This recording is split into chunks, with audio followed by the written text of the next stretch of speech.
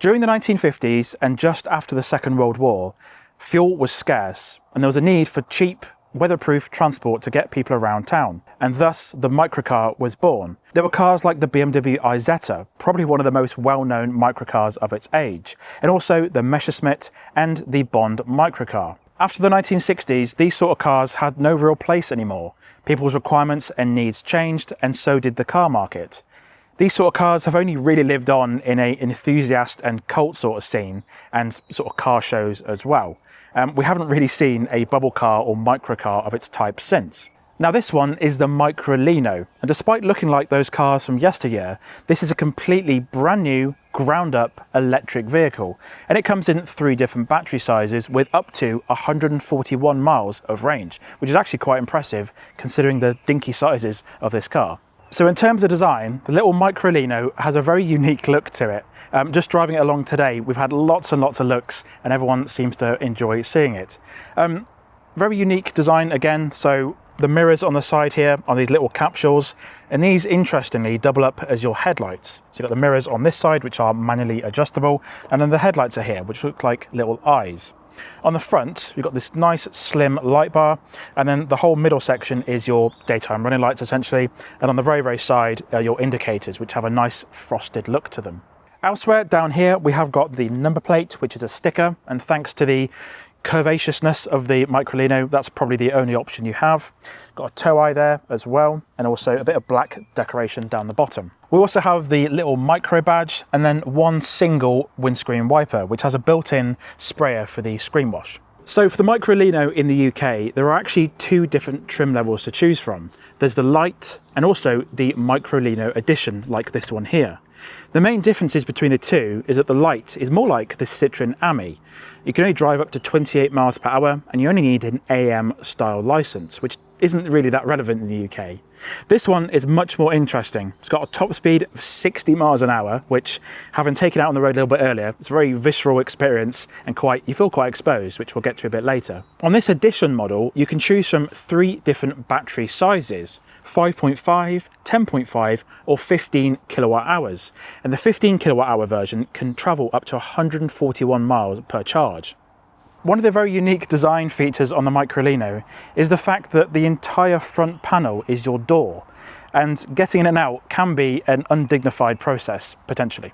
And the button to open the door is on the side here, so you press that and the door will open.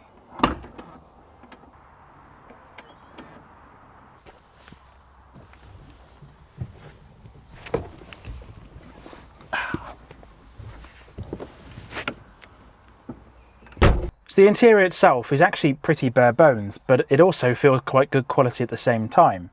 There isn't much happening here, and this one does actually have the premium package for the interior, which means we gain this little screen for the climate control, so you can open the boot from the interior to the lights on, and there are some other settings which we'll go through in a bit. There's also a phone holder, so you can put your phone in the dash and get access to the maps and that sort of stuff. And what's quite interesting as well is this whole black metal piece is actually the crash bar, as well as functioning as the mounting for the screen and your phone and the handle to close the door. We've also got this little screen for the driver's information, and it tells you some useful information, such as the current state of charge, the date and time, the current gear, how many miles you've done, and all that sort of good stuff. There's a joyful simplicity to it, and it has got some quite nice animations. So for example, when you put the car in sport mode, some flame comes out the back of the car. Little things like that add up to quite a nice, joyful experience. The Microlino also has a very cute little horn. So it's not activated from the centre of the steering wheel. There's a little button on the indicator stalk, and the seat is also like a bench. So you and your passenger will have to agree on where to sit in the vehicle.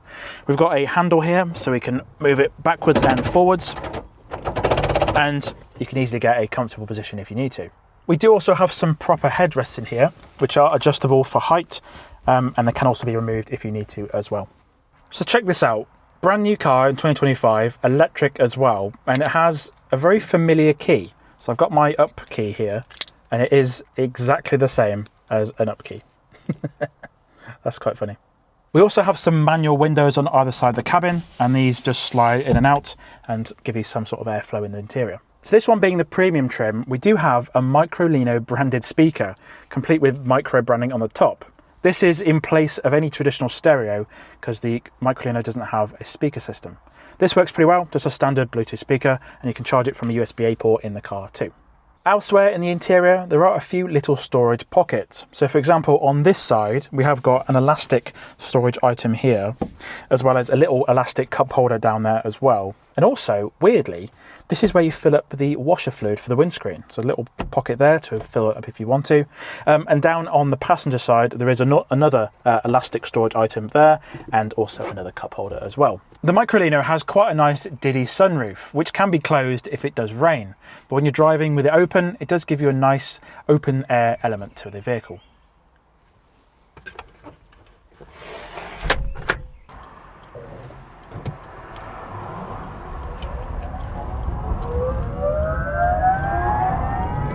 So driving the Microlino is a very unique experience. You feel very, very exposed to the road, especially with the sunroof down. I can have the sunroof down because of just a lack of light in here. You won't be able to see my face really. It's such a visual experience. You've got that rear motor behind you, and even though this is a 50 road, you can get up to that speed very, very easily. Very surprising. We've only really got 16 brake horsepower, and because this weighs about 500 kilograms, that's more than enough really. It's a really, really good amount of power. And also this has got 4 wheels, so you don't feel like it's going to fall over. Especially in some of these tight corners around here, you don't feel like it's going to really fall over anywhere, which is quite nice. Got that nice loud motor there. Got a lot of buffeting from the wind in the sunroof. It sounds more like a race car than anything else, to be honest. Wow. Now there is actually a sport mode on the Microlino, so we've got 16 brake horsepower as I said, and a top speed of about 56 miles per hour. Now just up that hill there, I'm flat out really, 40 miles an hour flat out. Nice little sport button here which unlocks a bit more power, and you should be able to hit the max top speed.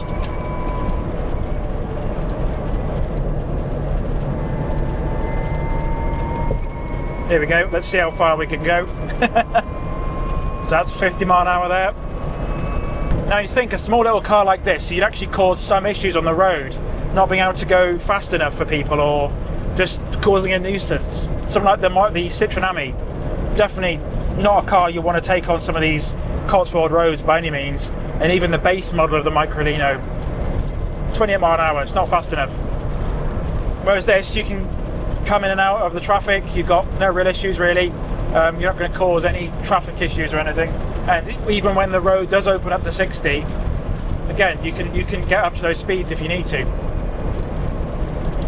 Now the Microlino is made in Italy in a bespoke factory in Turin, and even though it's designed in Switzerland and essentially run by a Swiss company, they've decided to build it in Italy instead. So we have got a little Swiss flag on the dashboard here, we've got a little Italian flag on the left corner. It's a real blend of cultures. There we go, slowing down to 20 through this little zone here, and the amount of looks you get in the Microlino is just amazing.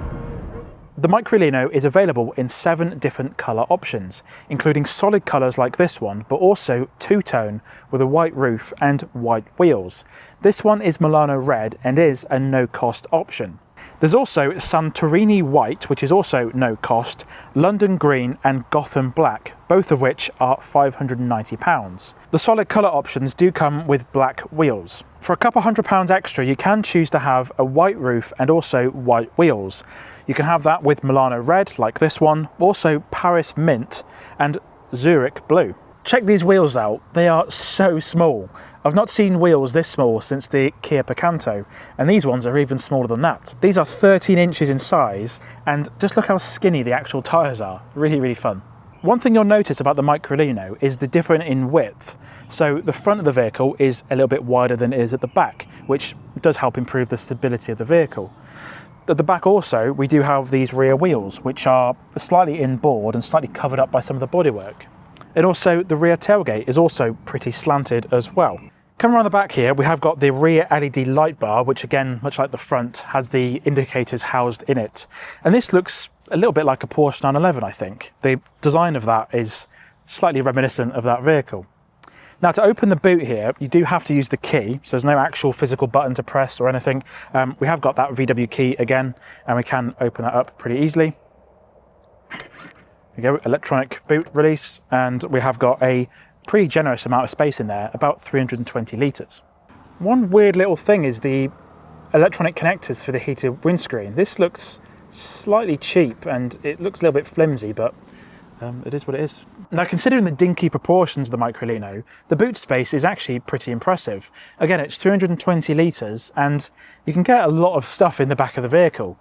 We have got the charging cables in here pre-installed, and there isn't actually any underfloor storage, but again, it is an impressive amount of space. Underneath the carpet here, we have got the rear motor, which does impact the boot space a tad, and some of the battery equipment as well.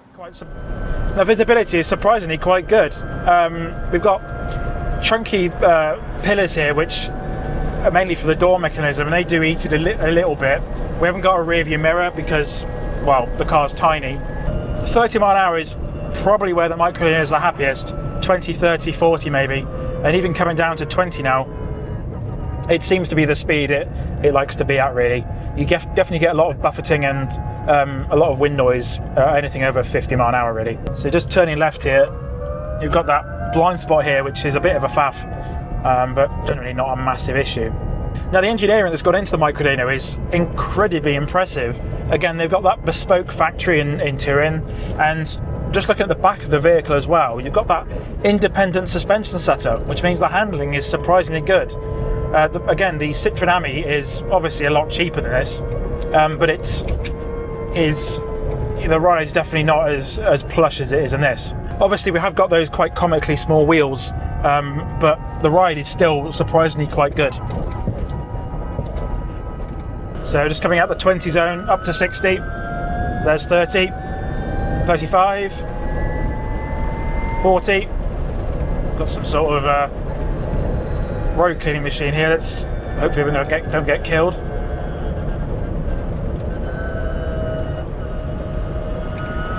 Let's try that again. So 30, 35, 40 here. That's 45. That engine whine is so engaging. It doesn't really make any sense, but it is. There we go. 50. Let's see if we can hit 60 before we get to the end of the road here. I'm in sport mode. 55, 56, and 57. There we go. That's about it, really. 57's about your lot. As I mentioned earlier, there's some lovely playful bits and pieces in the interior, so when you're in sport mode, you've got a bit of fire that comes out the back of the car to let you know you're in sport mode. And really, I'm coming down to stability. It might seem like a basic little car, but its mannerisms on the road are actually quite impressive. I don't feel like I'm going to fall over like you may do in a Reliant Robin or something along those lines that's quite small and diddy. So the engineering that's gone into this is actually quite impressive. And one thing you'll notice about driving a Microlino is the happy faces that go past you. You get an odd smile there, an odd laugh there. Someone pointed at me earlier. That's not because I look a bit weird, it's just the Microlino. The performance is good. It is quite peppy. It's a really usable amount of power, and you're not going so fast you're going to fall over, and it's not so slow you're going to annoy people.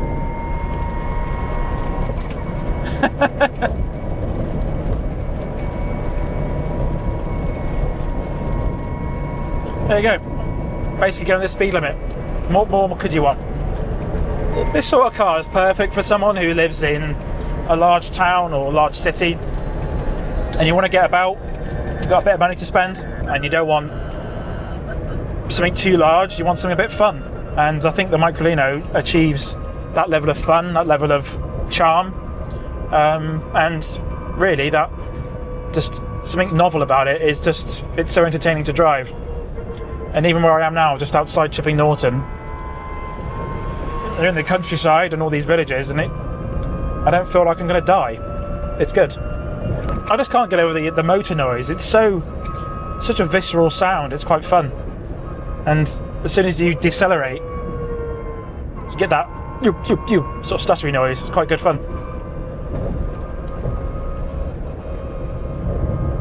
Yeah, every person I've driven past today, they're having a good look, good smile.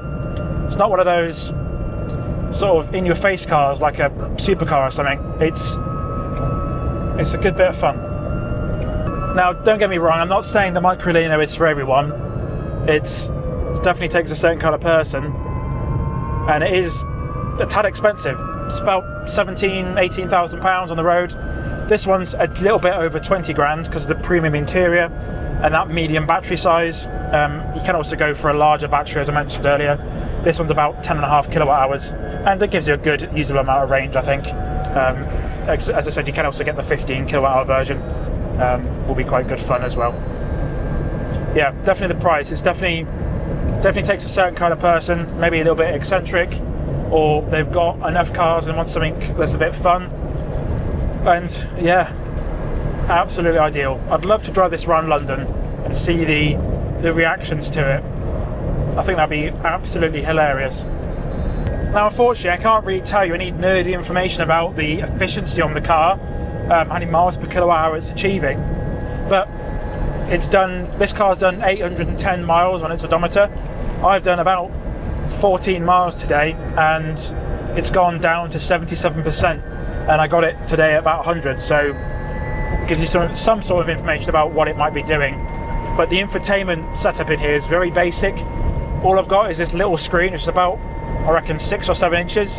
I've got my power meter here, the regen, the percentage on the left hand side. Got my miles per hour here, what gear I'm in, and then there's this little tiny screen here which comes as standard on the premium trim, and all that gives you is some heating control, some air conditioning control, and some settings so you can name your car on the screen. You can open the boot from here to the lights on, and that is your lot. That's about it really. Pretty bare bones. There's no real information about, again, the efficiency you're getting, but you can probably give it a good guess. Again, the Microlino weighs basically nothing. It's about 500 kilograms, so it should be pretty efficient.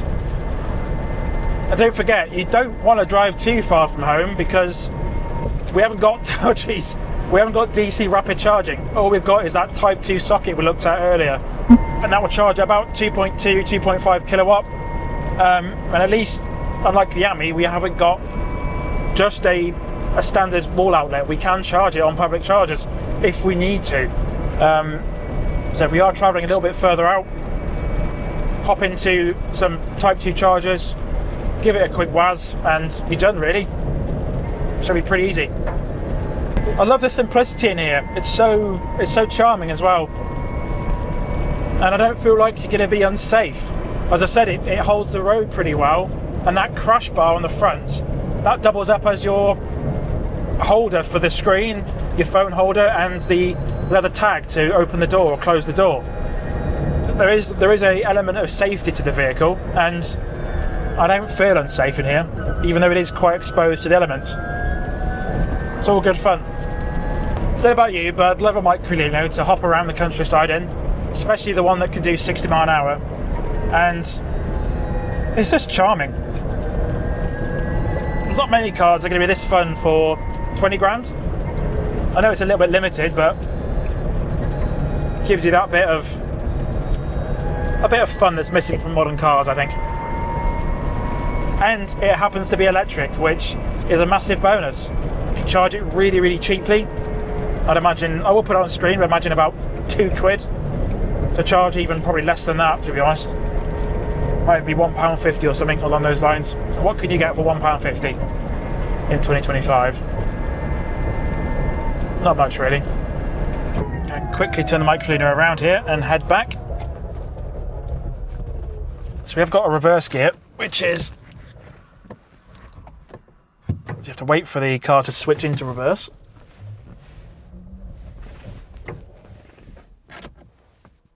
It's a tad slow to change gears. Got a bit of wheel spin there. That was quite good fun. There you go, that nice loud electric motor again. What a beautiful day. So that's been a first drive and look around the Microlino. Let me know what you think in the comments down below. Overall, I've really enjoyed my limited time with this car today. It's so much fun to drive, such a charming little car as well, and everyone I drive past seems to grab their attention. So it's really good fun. If you like this sort of content, please consider subscribing to The Interface Cars. My name's Alex, and I'll see you again next time.